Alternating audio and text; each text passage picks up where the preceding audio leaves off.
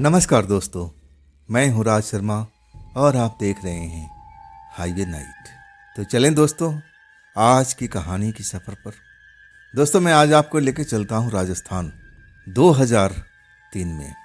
आज की कहानी जो मैं बताने जा रहा हूँ, जो कहानी मुझे भेजे हैं, उनका नाम है राम आसरे। ये तब की कहानी है जब वो जवान थे। पढ़ाई करने के बाद, ग्रेजुएट करने के बाद ट्रक ड्राइवर के काम कर रहे थे अपने भाई के साथ में, अपने बड़े भाई के साथ में। हैरान कर देने वाली बात थी, ग्रेजुएट होकर के और ट्रक ड्राइवरी। तो चलिए देर नहीं करते हैं, चलते हैं राम आसरे जी की कहानी में। उन्हीं की पॉइंट ऑफ व्यू से इस कहानी को अब समझने की कोशिश करते हैं। दोस्तों, मेरा नाम राम आसरे है। आप चौंक गए होंगे ना कि मैं ग्रेजुएट होकर के ट्रक ड्राइवर बना हुआ था। हाँ, हर कोई चौंक जाता था जब मुझे जानता था कि मैं पढ़ा लिखा हूँ, हाँ मैं एक ट्रक ड्राइवर हूँ। तो लोग बाग आश्चर्य से मुझे देखते थे, भाई तुम्हें कोई अच्छी नौकरी नहीं मिली, कोई अच्छी जगह पर तुम्हें काम नहीं मिला कि तुम ट्रक ड्राइविंग करने लगे। और तब मैं उनको समझाता था कि भाई ये भी तो मेरा ही काम है, ये भी तो ट्रक मेरा ही है। मैं किसी का भला नौकरी क्यों करूं, खुद का अपना काम करता हूं। अपने बड़े भाई के साथ में अब उनकी मदद करता हूं। हम दोनों भाई मिलकर के ट्रक चलाते हैं, इसमें बुराई क्या है। लेकिन मैं लोगों को बताता था, लेकिन मेरे जो भैया थे ना, जिनके साथ में मैं काम करता था, उनकी भी इच्छा थी कि मैं ट्रक ड्राइवर ना बनूं, कोई अच्छी नौकरी पालूं, मैं बाबू की तरह रहूं। उनका ये सपना था। मैं इसके लिए बहुत मेहनत भी किया, बहुत परिश्रम भी किया, लेकिन बात कुछ बनी नहीं। मैं ऐसी नौकरी बिल्कुल नहीं करना चाहता था जो मुझे पसंद ना हो। मुझे लगा कि ना, मैं ये गुलामी तो बिल्कुल नहीं कर पाऊंगा। एक आध जगह मैं काम भी किया था, लेकिन वो भी काम मुझे पसंद नहीं आया। तब मैं नौकरी छोड़ के घर पर आ जाता हूँ। भैया, परिवार के लोग नाराज़ हो जाते हैं, क्यों छोड़ा नौकरी, क्यों छोड़ दिया काम। तब मैं बताता कि भैया मुझे वो नौकरी पसंद नहीं थी। आखिरकार भैया समझ गए कि मेरा मन नहीं लगता ही नहीं है।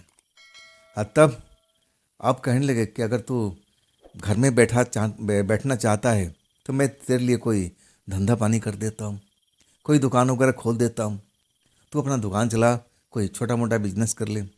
लेकिन मेरा मन ना तो अभी नौकरी करने का था, ना कोई बिजनेस करने का था।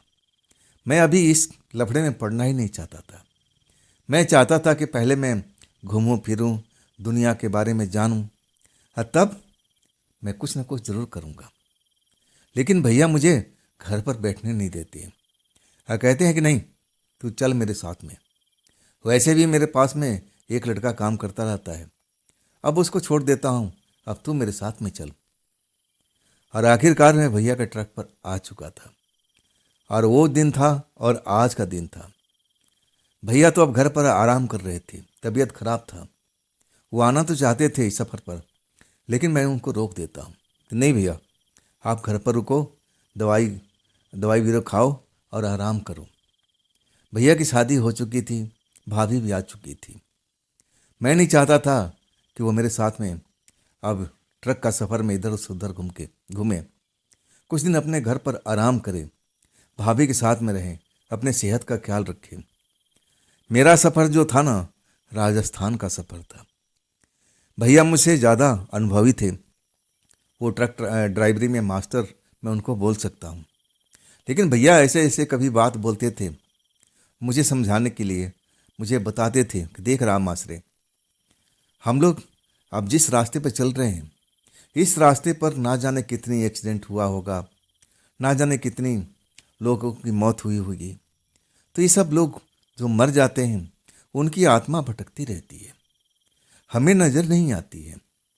लेकिन कोई ऐसा समय आता है, कोई ऐसा मुहूर्त होता है, उस मुहूर्त में, उस समय में वो सोती हुई आत्माएं जाग जाती हैं, हमें रोड पर चलती हुई दिखाई देने लगती है।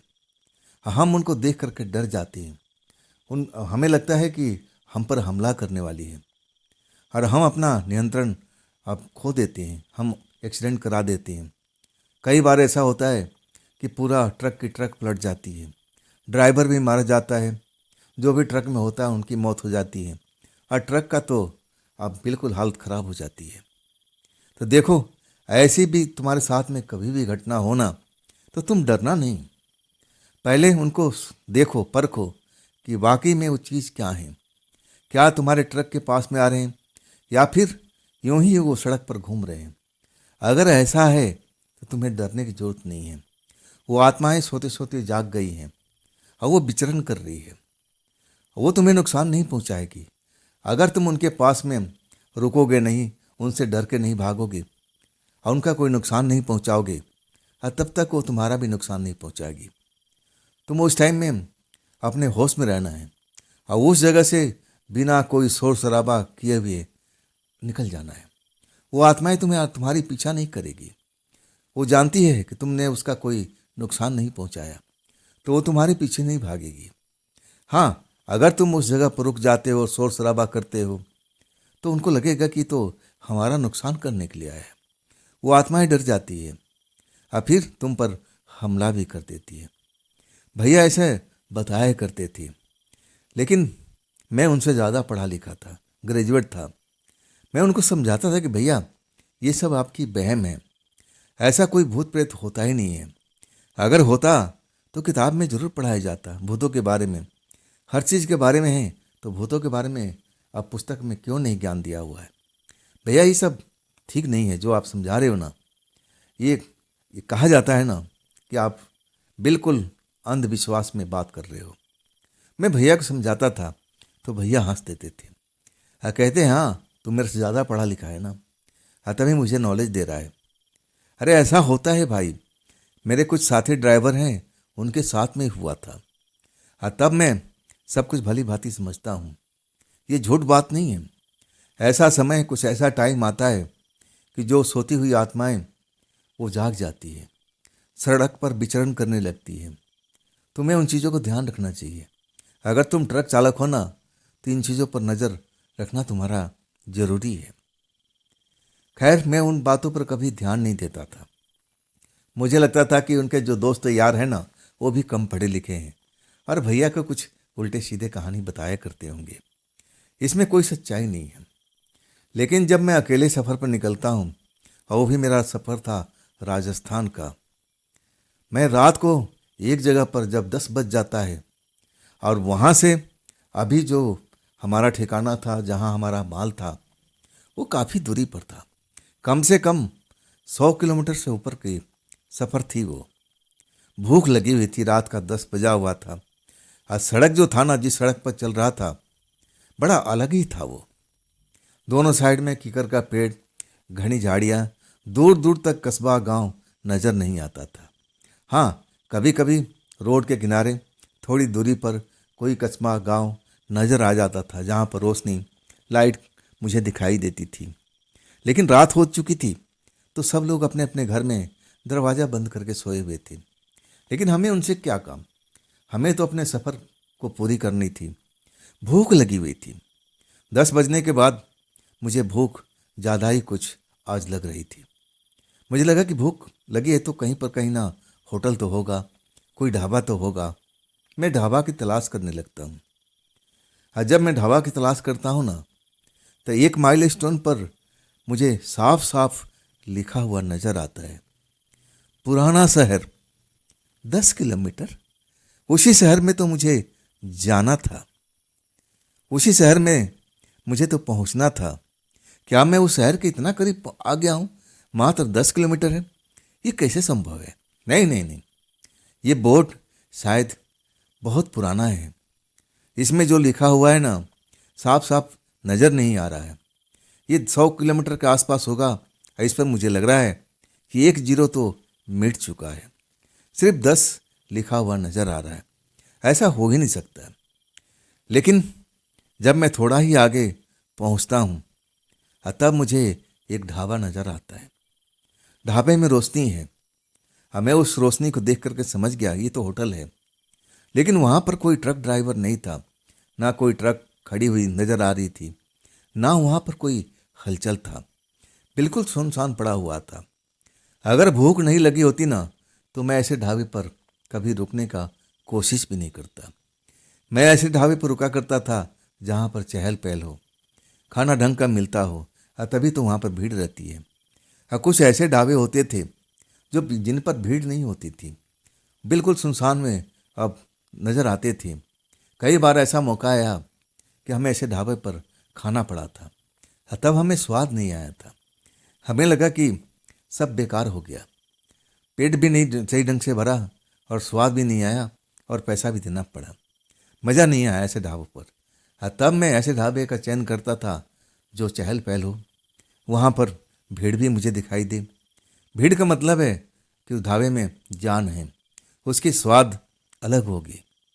लेकिन भूख के आगे सब कुछ मैं भूल जाता हूँ। मुझे लगता है कि अब आगे ना जाने कितनी दूरी पर ढाबा मिलेगा, चलो यहाँ पेट पूजा कर लेते हैं। मैं वहाँ जाता हूँ और अपना ट्रक रोक देता हूँ। समय देखता हूँ तो 10:15 के आसपास हो चुका था। अब हर तरफ अंधेरा ही अंधेरा नज़र आ रहा था, लेकिन चांदनी राती आसमान में बादल अब जरूर थे। जब बादल छट जाती थी ना तो चांद की रोशनी धरती पे पड़ने लगती थी, तो अलग ही नजर। मैं उस ढाबा के पास में ट्रक रोक देता हूँ, अब फिर नीचे उतरता हूँ। उस ढाबा में मुझे कोई भी एक भी व्यक्ति दिखाई नहीं दे रहा था। मतलब अभी तो ज़्यादा रात भी नहीं हुई थी, 10:30 के आसपास का समय था। ऐसा क्या हो गया, क्या ढाबा बंद है? मुझे तो ऐसा ही लगा था। लेकिन अब अपना गाड़ी को मैं रोक रोक चुका था। अब सोचा कि चलो जरा अंदर जाकर के पता ही कर लेते हैं कि मामला क्या है। और जब मैं अंदर पहुंचता हूं ना तो ढाबा तो कोई था ही नहीं। ढाबा तो जरूर था, लेकिन ढाबा वाला ऐसा कोई काम वहाँ पर बिल्कुल नहीं नजर आ रहा था। पूरा का पूरा ढाबा खाली था।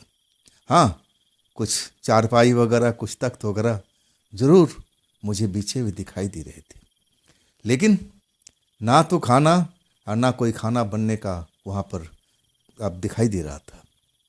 मतलब ढाबा बंद था। मुझे पहली नज़र में देख करके लग गया था। मुझे लगा कि चलो अब यहाँ से चलते हैं।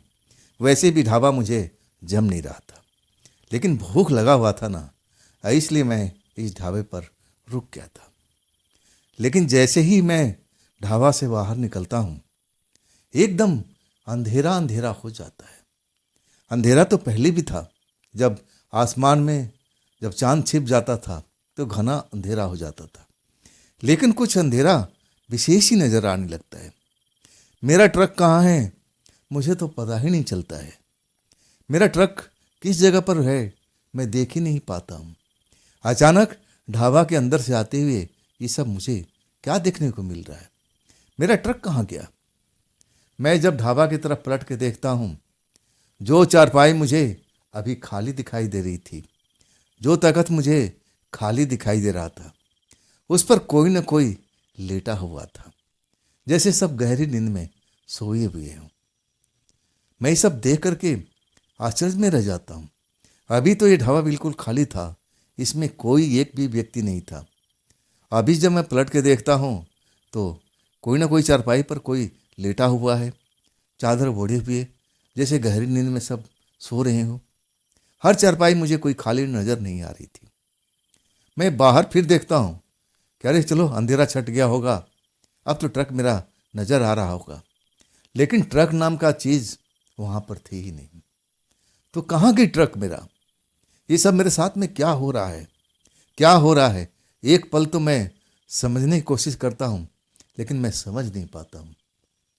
मैं रोड पर निकल आया था। रोड तो मुझे चमकती हुई जरूर नजर आ रही थी, लेकिन मेरा ट्रक कहाँ गया? मेरा ट्रक चोरी हो गया? ऐसा हो ही नहीं सकता है। इतनी जल्दी भला कौन सा चोर आ गया जो मेरे ट्रक का चुरा कर ले गया? ढाबे में बस मैं अंदर ही घुसा था। अंदर घुसने के बाद मैं बाहर निकलता हूँ और इतनी देर में घना अंधेरा हो जाता है और फिर ट्रक मेरा गायब। और अंदर में ये चारपाई पर सोते हुए लोग कौन हैं? हर चारपाई पर कोई ना कोई दिख रहा है। मैं बड़ा आश्चर्य में पड़ा रहता हूँ। मैं अपने ट्रक को ढूंढने की कोशिश करता हूँ, लेकिन ट्रक जैसे थी ही नहीं। मैं अब परेशान हो चुका था। मुझे लगा कि ज़रूर मेरे साथ में धोखा हुआ है। ये जो होटल है, ये ढाबा है, ये तो लगता है कि चोर उचक्के की जगह है। देखो ना, मैं अंदर खाना ढूंढने के लिए गया और जब मैं लौटता हूँ तो मेरा ट्रक ही गायब है। और उस टाइम ये लोग कोई भी सोते हुए नज़र नहीं आ रहे थे। आप कहाँ से आ गए? मुझे लगा कि इन्हीं लोगों का हाथ है। हमारा ट्रक कहीं पर गायब कर दिया और आराम से फिर सो रहे हैं।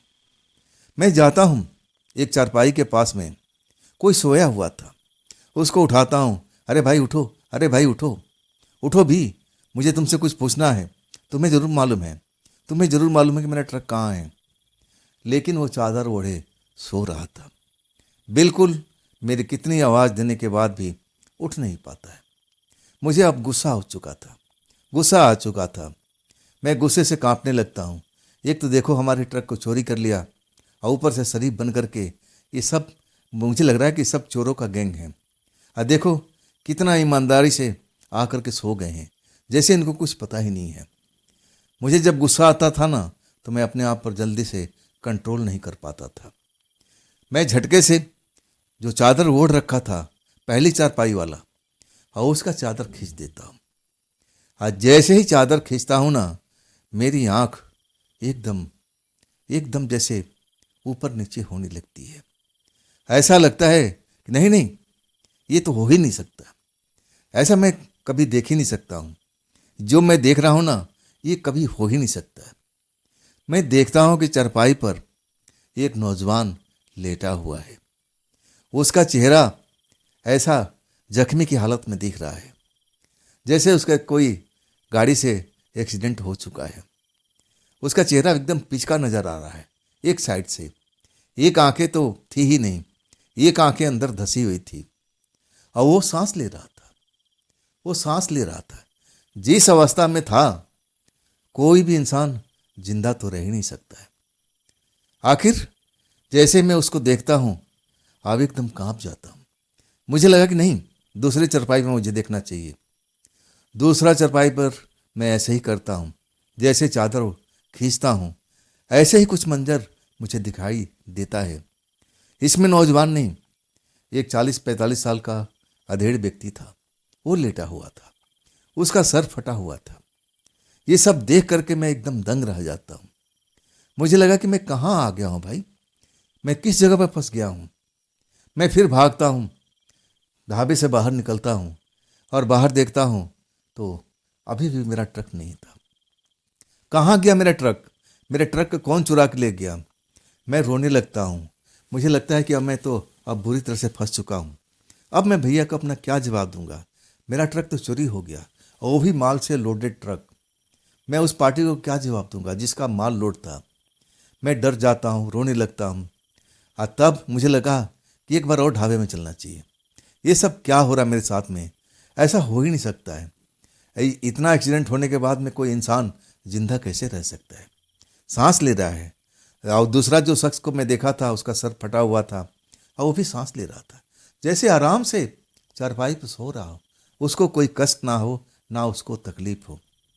आज जब मैं जैसे ही ढाबे की तरफ जाने को सोचता हूँ, तभी एक हेडलाइट की रोशनी मुझे नजर आती है, जैसे कोई गाड़ी तेजी से दौड़ती हुई आ रही हो। और उसका स्पीड देख करके मैं हैरान हो जाता हूँ। जैसे फास्ट ट्रेन चलती है ना, वैसे ही ट्रेन चल रही थी। उसी टाइप की वो गाड़ी रोड पर दौड़ रही थी। हाँ, तभी देखता हूँ कि दूसरी साइड से एक नौजवान लड़का, और वो सड़क को पार कर रहा है। उस गाड़ी की स्पीड को देख के मैं उसको रोकने लगता हूँ, अरे भाई रुक जाओ, रुक जाओ, देखो गाड़ी कितनी तेजी से दौड़ रही है, रुक जाओ रुक जाओ रुक जाओ रुक जाओ। लेकिन मैं उसको मना करते रहता हूँ। और मेरे जो संभावना मेरे मन में बना था, मुझे जो डर लग रहा था कि कहीं ये गाड़ी उसको कुचल न दे, और वैसा ही होता है। वो नौजवान लड़का रोड पार भी नहीं कर पाता। और तब तक एक पुरानी टाइप की ट्रक, जो मुझे आजकल देखने को नहीं मिलती, और वो ट्रक उस लड़के को कुचलती हुई आगे की तरफ निकल जाती, शोर करती हुई, हॉर्न बजाती हुई, और फिर मेरी आंखों के सामने से गायब हो जाती है। आखिर वो नौजवान के साथ में क्या हुआ? मैं जब देखता हूँ, नौजवान का आता पता नहीं है, आता पता नहीं है। लेकिन उसका चेहरा मुझे कुछ जाना पहचाना लग रहा था, जैसे मैं उसको कभी देखा हूँ। कब देखा हूँ मुझे पता नहीं चल रहा था। ये सब क्या हो रहा है इस जगह पर, मैं समझ नहीं पा रहा था। मेरा ट्रक कहाँ गया? मैं अपना ट्रक का चिंता कुछ देर के लिए अब निकाल चुका था। मैं उस नौजवान के बारे में सोचने लगा था कि इतनी तेजी से ट्रक, वो भी पुरानी ट्रक, दौड़ कैसे सकती है। इतनी तेजी से उस लड़के को टक्कर मारा और फिर वो गायब भी हो गई। वो नौजवान कहाँ गिरा हुआ है? क्या हुआ उसके साथ में? क्या वो जिंदा है या फिर वो मर चुका है? लेकिन वो दिखाई नहीं दे रहा था। तभी किसी के कराहने की आवाज़ मुझे सुनाई देती है। कराहने की आवाज़ रोड पर नहीं, ढाबे के अंदर से आ रही थी। मैं ढाबे के अंदर जाता हूँ। आज जब मैं देखता हूँ ना, पहली चारपाई पर जिसका चादर मैं पहले उठाया था, एक नौजवान लड़के का चेहरा पिचका हुआ था। एक आंख तो गायब ही हो चुकी थी, दूसरी आंख धसी हुई थी।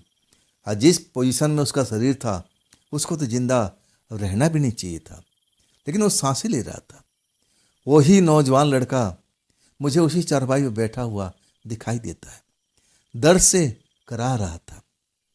उसी के कराने की आवाज़ सुन करके मैं अंदर आया था। और तब मुझे झटका लगता है कि जो उस ट्रक के हेडलाइट की रोशनी में मैंने उसका चेहरा देखा था, ये तो यही लड़का है, बिल्कुल यही है। जैसा कपड़ा पहने हुए है, जैसा इसका शक्ल में देखता हूँ, बिल्कुल यही है। ये यहाँ पर कैसे आ गया? ऐसे पहले ही चारपाई पर कैसे लेटा हुआ था? कैसे हुआ एक्सीडेंट? मैं कुछ भी ये पहेली को समझ नहीं पाता। मेरी हिम्मत जवाब दे गई थी। वो लगातार दर्द से कराह रहा था। मैं उसके पास जाना तो नहीं चाहता था, लेकिन ना जाने ऐसा मैं क्यों डरता नहीं हूँ और उसके पास पहुँच जाता हूँ। हाँ, कहता हूँ, भाई अभी अभी तुम्हारा एक्सीडेंट हुआ, मैंने देखा। वो पुरानी ट्रक तुम्हें कुचलती हुई अब आगे निकल गई। मैंने तुमको पहले भी यहाँ पर देखा था। जब मैं पहली बार आया था और मैं तुम्हारी चादर को खींचा था, तब तुम गहरी नींद में सो रहे थे। तब भी तुम्हारा चेहरा ऐसे ही था, और वो ट्रक का एक्सीडेंट के बाद में भी तुम्हारा चेहरा ऐसे नजर आ रहा है। ये माजरा क्या है मेरे दोस्त? माजरा क्या है दोस्त?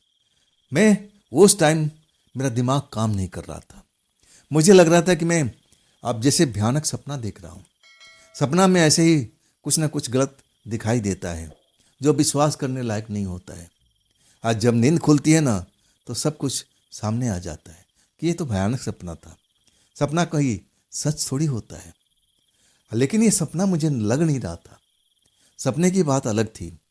मेरा एक तो ट्रक गायब था और ऊपर से इस लड़के का भयानक एक्सीडेंट मैंने देखा था। ये लड़का फिर चारपाई पा करके बैठा हुआ और दर्द से कराह रहा है। तब मैं उसको कहता हूँ कि भाई अभी अभी मैंने आपको देखा था एक्सीडेंट होते हुए, ये सब माजरा क्या है?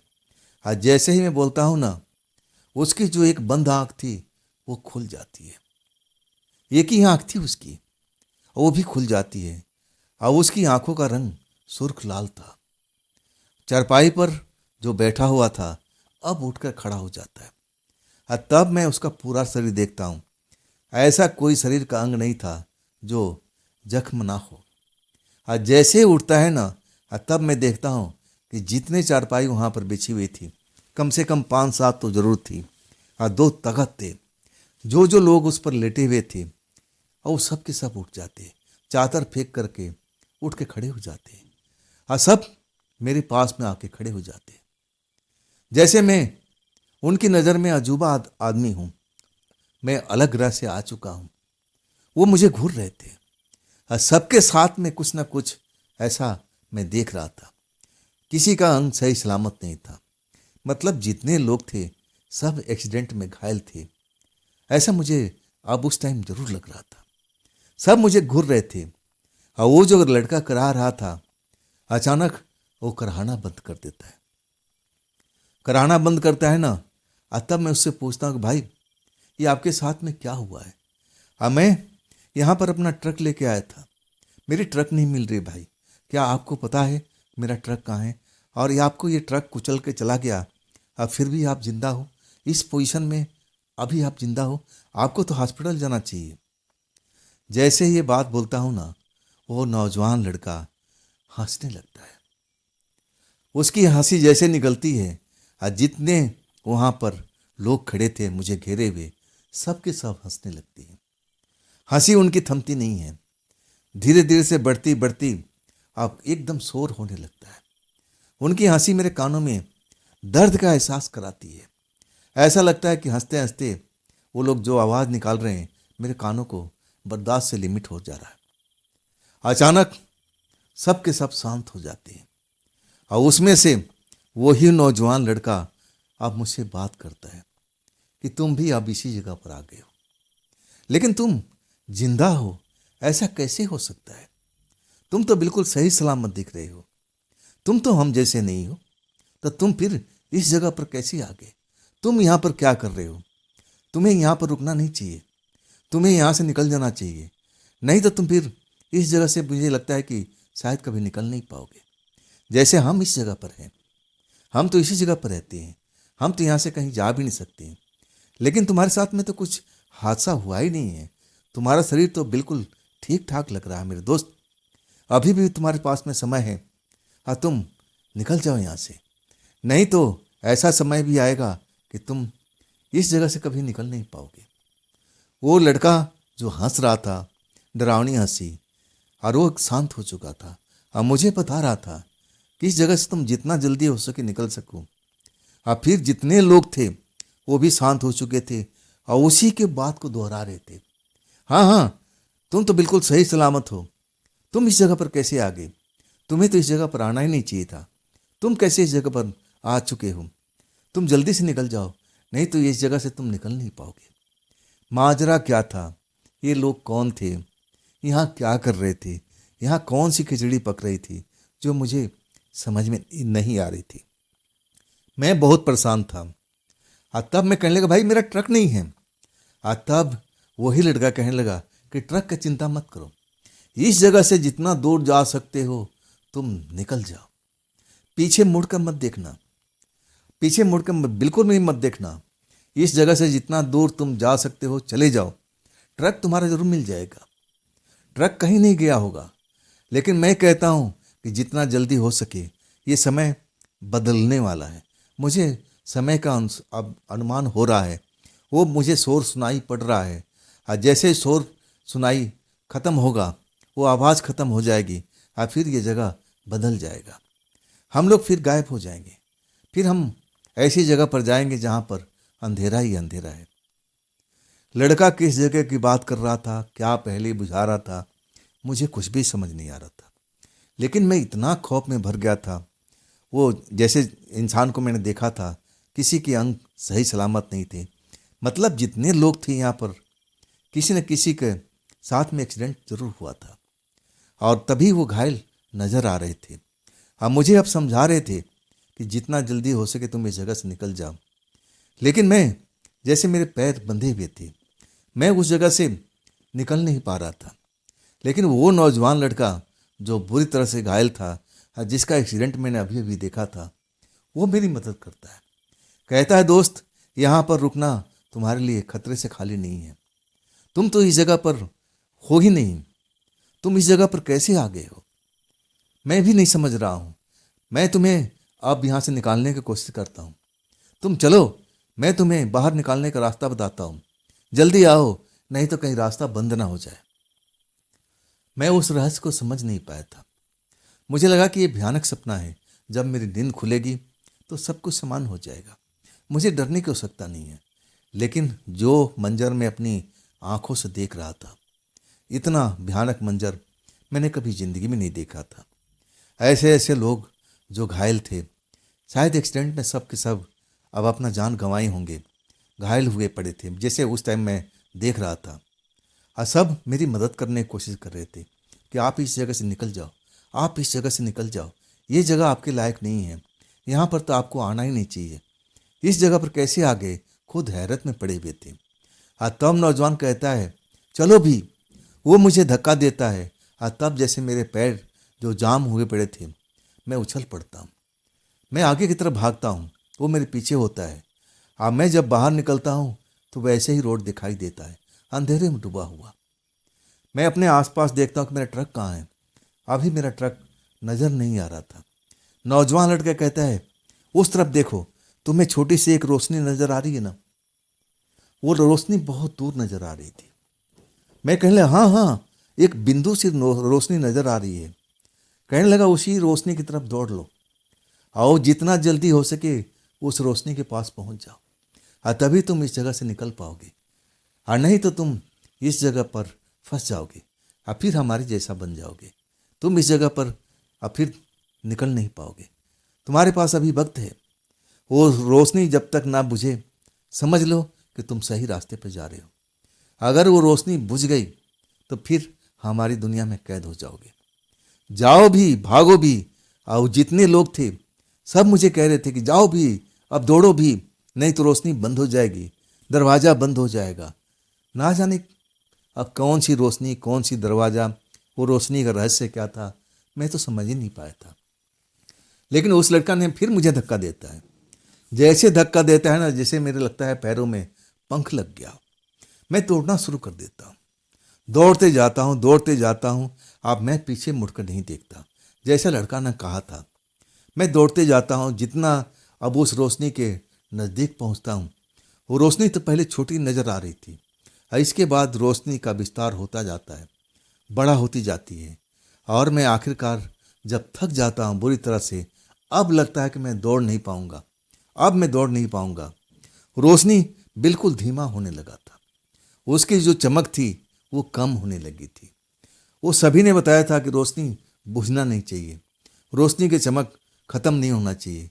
अगर रोशनी की चमक खत्म हो गई तो तुम इस दुनिया में कैद हो जाओगे, फिर तुम बाहर निकल नहीं पाओगे। मैं फिर अपने आप को जोश दिलाता हूँ कि ना, मुझे इस रोशनी के पास पहुँचना ही होगा हर हालत में, नहीं तो शायद जैसा ये लोग बता रहे थे सच्ची तो कह रहे होंगे। जब मैं उनका हाल देखता हूँ तो मैं खौफ में भरा था, और समझ जाता हूँ कि ज़रूर मैं इस जगह पर फंस जाऊँगा। मुझे निकलना होगा, मुझे हिम्मत से काम लेना होगा, मुझे दौड़ना होगा। और फिर मैं दौड़ लगाने लगता हूँ। रोशनी हर पल उसकी रोशनी फीकी पड़ रही थी। जब मैं उस रोशनी के पास पहुँचता हूँ ना, तब लगता है कि जैसे मैं किसी गुफा में था। पहाड़ के गुफा जैसे होती है ना, आगे रोशनी, अब दिन का रोशनी चमक रही हो, चांद की रोशनी चमक रही हो, बाहर में जैसे उजाला नज़र आता है, ऐसे ही दृश्य था। हाँ, जब मैं उस रोशनी के मुहाने पहुंचता हूँ ना, तो रोशनी एकदम मंद हो चुकी थी। लेकिन वही पल था, मैं जोश में छलांग लगाता हूँ और रोशनी के आर पार हो जाता हूँ। उसके बाद मुझे कुछ भी होश नहीं रहता। जब मैं अपनी आँख खोलता हूँ ना, तब मैं अपने ट्रक के पास जमीन पर गिरा हुआ अपने आप को पाता हूँ। ना तो वहाँ कोई ढाबा था, ना वहाँ पर कोई लोग दिखाई दे रहे थे। और वो जो मील का पत्थर देखा था, जिस पर लिखा हुआ था पुराना शहर 10 किलोमीटर, वो भी नहीं था। ये सब क्या था मेरे साथ में? मैं कैसी जगह में आ चुका था? क्या हुआ था? अब मेरे को बेहोश होने के बाद में मैं अपनी जगह पर अपने ट्रक के पास में कैसे लौटा? ये जो रहस्य था ना, मैं आज भी सुलझा नहीं पाया हूँ। मेरे भैया का कहना है कि देखो छोटे, कभी कभी ऐसी दुनिया का रास्ता खुल जाता है, दूसरी दुनिया का। ऐसी दुनिया होती है जो हम लोग जा नहीं सकते, लेकिन उस दुनिया में रहने वाले लोग उस दुनिया से बाहर निकल आते हैं। तुम शायद ऐसी ही दुनिया में पहुंच गए थे। आज जो तुमने देखा था एक्सीडेंट वगैरह, शायद कभी हुआ होगा। किसी ज़माने में तुमने देखा था ना, वो ट्रक के तुम हुलिया बता रहे थे, वो पुराने ज़माने का ट्रक था। ज़रूर होगा, पुराने ज़माने की बात होगी। और वो जो तुमने ढाबा देखा होगा ना, बिल्कुल होगा, वो उसी हालात में होगा, चलता हुआ ढाबा होगा। और जितने लोग तुम्हें चारपाई पर लेटे हुए दिखाई दे रहे थे, आसपास में कहीं न कहीं उनका एक्सीडेंट हुआ था, घायल थे जो तुम बता रहे हो ना। तब मैं कहता हूँ, हाँ भैया, वो सभी के सभी घायल थे, सभी बुरी तरह से जख्मी थे। और उनको देख करके ऐसा नहीं लगता था कि वो कभी जिंदा होंगे। जिस अवस्था में उनको मैं देखा था, भैया सब बता रहे थे। अच्छा हुआ छोटे तो उस जगह से निकल गया, और उन नौजवान को तुम्हें धन्यवाद देना चाहिए था। जो नौजवान तुम्हें धक्का देकर के उस जगह से भागने के लिए कहा, तुम उसी के बताए हुए रास्ते पर तुम निकल पाए थे। वाकई में वो पहली मैं बुरी तरह से समझ तो नहीं पाया था, लेकिन जितना भैया बताए थे उतना मैं ज़रूर समझ गया था कि मैं एक ऐसी अंधेरी दुनिया में चला गया था जहाँ पर वो घटना सालों पहले घटी होगी। और उस घटना को मैं अपनी आंखों देखा था। वो ट्रक तेजी से गुजरता हुआ, वो नौजवान सड़क को पार करता हुआ, और ट्रक उसको रौंदती हुई और इतनी तेजी से दौड़ जाती है, सब कुछ मैं अपनी आंखों से देखा था। तो ये घटना आज भी मैं भूल नहीं पाता हूँ। और उसके बाद मैं कभी भी हिम्मत नहीं करता हूँ कि मैं अकेले का सफ़र करूँ। मैं अपने भैया के साथ ही ट्रक चलाता हूँ। कभी भैया चलाते हैं और कभी मैं चलाता हूँ, लेकिन अब हमारा ट्रक अलग अलग हो चुका है। भैया हम दोनों एक ही परिवार के हिस्सा हैं, सब कुछ एक ही है, लेकिन हमारे पास ट्रक बढ़ चुके हैं। हमारे पास में 3 ट्रक आ चुके हैं। एक ट्रक मैं चलाता हूँ, एक मेरे भाई साहब चलाते हैं, एक हमने ड्राइवर रखा हुआ है। लेकिन मैं अकेले कभी भी ट्रक चलाने का हिम्मत नहीं करता हूँ। कोई न कोई नौजवान साथी मेरे साथ में अब रहता है, मेरे कंडक्टर के रूप में। तो दोस्तों, ये थी आज की कहानी राम आश्रय जी की। ये कहानी आपको कैसी लगी कमेंट में ज़रूर बताइएगा।